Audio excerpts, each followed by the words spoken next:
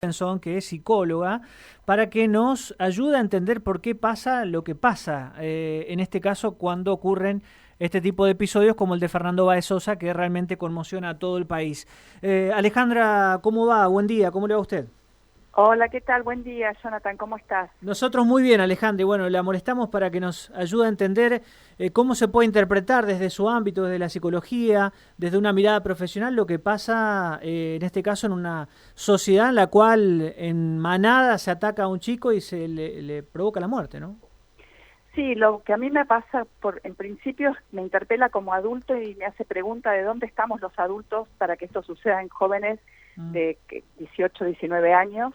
¿Qué sucede en un grupo cuando se convierte en una manada o en una especie de banda donde lo que prima es el modelo de masculinidad, de poder, de sometimiento sin medir las consecuencias?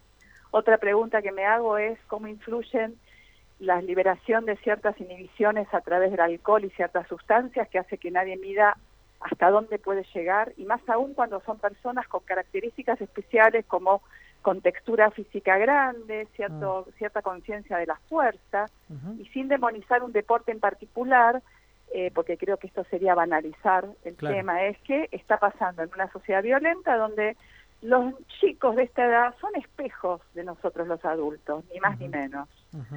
Y que esto se construye en los primeros años de vida, porque desde que llevas a tu hijo a un partido de fútbol y le decís, matalo, reventalo, cagalo a trompadas, y este no es el chico, es el padre. Claro, claro. Y después ese pibe que hace, para responder a la expectativa de su papá, lo repite activamente y mata, puede llegar a matar.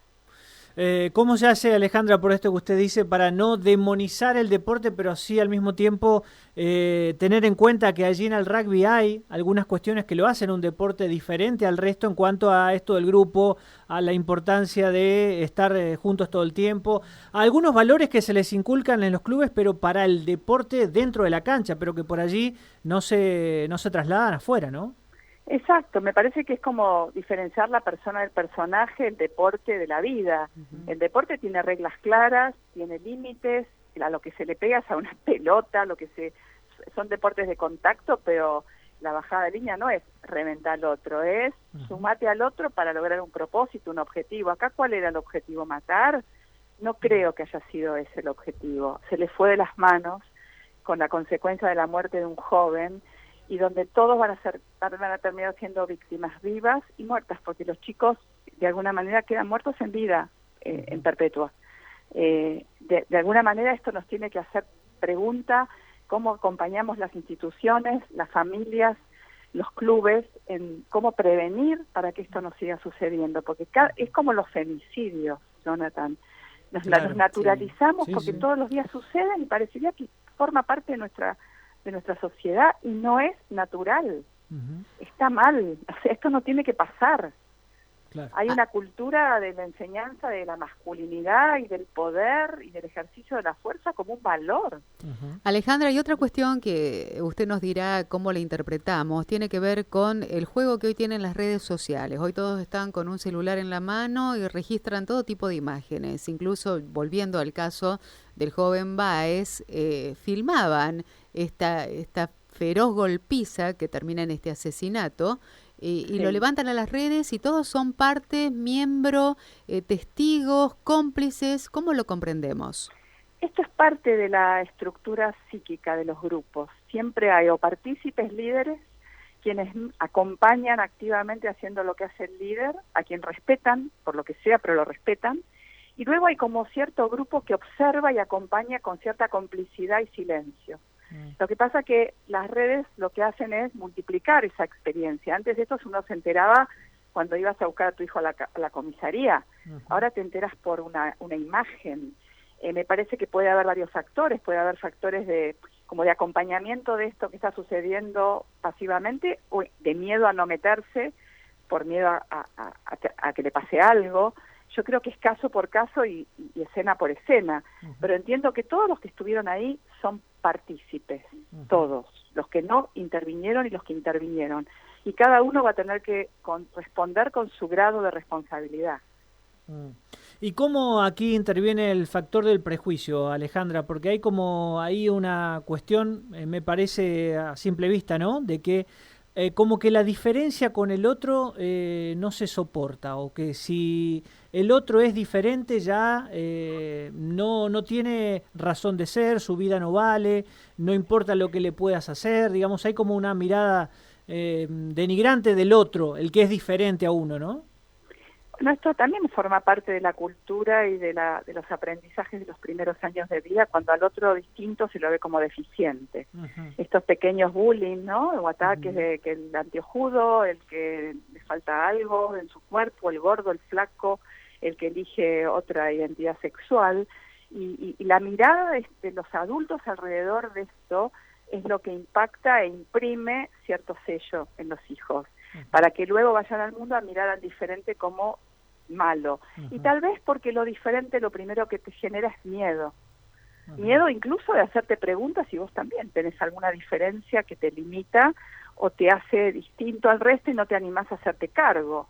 Claro. ¿Sí? Porque esto es importante, ¿no? Cuando algo de afuera te provoca, lo primero que te tenés que preguntar es, ¿y yo qué tengo que ver con esto? ¿Qué me pasa a mí con esto? Y no juzgar al otro, etiquetarlo, rotularlo y dañarlo, ya sea por redes sociales, haciendo lo que se hace muchas veces, que es el bullying digital, y todas las alternativas nuevas que hay con la tecnología para hacer bolsa al otro, ¿no? Alejandra, ¿y cómo empezamos a revertir de a poco? Porque esto es un trabajo que nos va a llevar como sociedad, estimo, mucho tiempo, ¿no? Usted decía, parte de la casa, aquellos padres que acompañan a los chicos a un partido de fútbol, le dicen matalo, agarralo, no seas, no sé, no llores, y un montón de situaciones, ¿no? ¿Cómo empezamos a cambiar? ¿Desde cuándo? ¿Desde casa, desde la escuela? Mira, yo creo que la crianza tiene que ser una tarea compartida entre la casa, donde se arman las primeras matrices, y las primeras instituciones de primera infancia. Yo me dedico hace muchos años a crianza sin violencia, y ahora inicio un programa de radio que se va a llamar De esto queremos hablar, justamente para hablar de prevención de violencias invisibles, porque esto que vos nombraste, esto de no llores, no seas maricón, reventalo, dásela, que no son golpes físicos, son violencias invisibles que los chicos reciben pasivamente en sus casas de chiquitos. Entonces, si no revelamos esto, no dejamos de nombrarlo para desnaturalizarlo, se repiten, y así que pasa, en algún momento estallan. ¿Cómo estallan? A través de nuestros niños cuando crecen.